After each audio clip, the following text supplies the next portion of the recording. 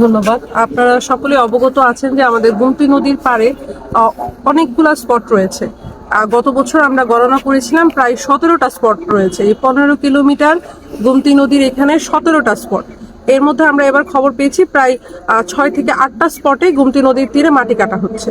তো আমাদের অভিযানগুলো সবসময় আসলে অব্যাহত থাকে। আমাদের আজকের যে অভিযানে আমরা এসেছি খুবই গোপনীয়তা সহকারে এসেও কিন্তু আমরা আসলে পুরোপুরি সাকসেসফুল হতে পারিনি, কারণ তাদের বিভিন্ন ধরনের সোর্স থাকে এবং আমরা যেহেতু একজন ম্যাজিস্ট্রেটের আন্ডারে আমরা একটা যৌথ বাহিনী নিয়ে বের হই, তো দেখা যাচ্ছে আমরা একটা স্পট কাভার করতে করতে বাকি 5টা স্পটই আমরা আনঅ্যাড্রেস থেকে যাই। সেক্ষেত্রে আমরা হচ্ছে একটা আমাদের ইউনো স্যার এবং ডিসি স্যারের নেতৃত্বে হচ্ছে আমরা একটা কমিটি গঠন করার আমাদের ইউনো স্যারের একটা নির্দেশনা রয়েছে যে এই মাটি কাটার যে প্রতিরোধ করার জন্য আসলে আমরা সবসময় অভিযান করে তো পারবো না, এই কমিটিগুলোর মাধ্যমে আমরা একটা ভালো পদক্ষেপ নেওয়ার একটা চেষ্টা করা হচ্ছে।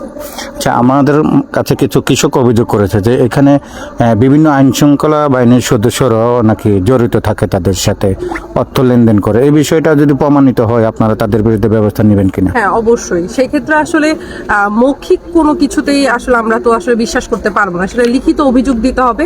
আমাদের জেলা প্রশাসক স্যার বরাবর যদি লিখিত অভিযোগ দেওয়া হয় এবং তার সত্যতা পাওয়া যায়, আমরা অবশ্যই একটা ব্যবস্থা নেওয়া। ধন্যবাদ।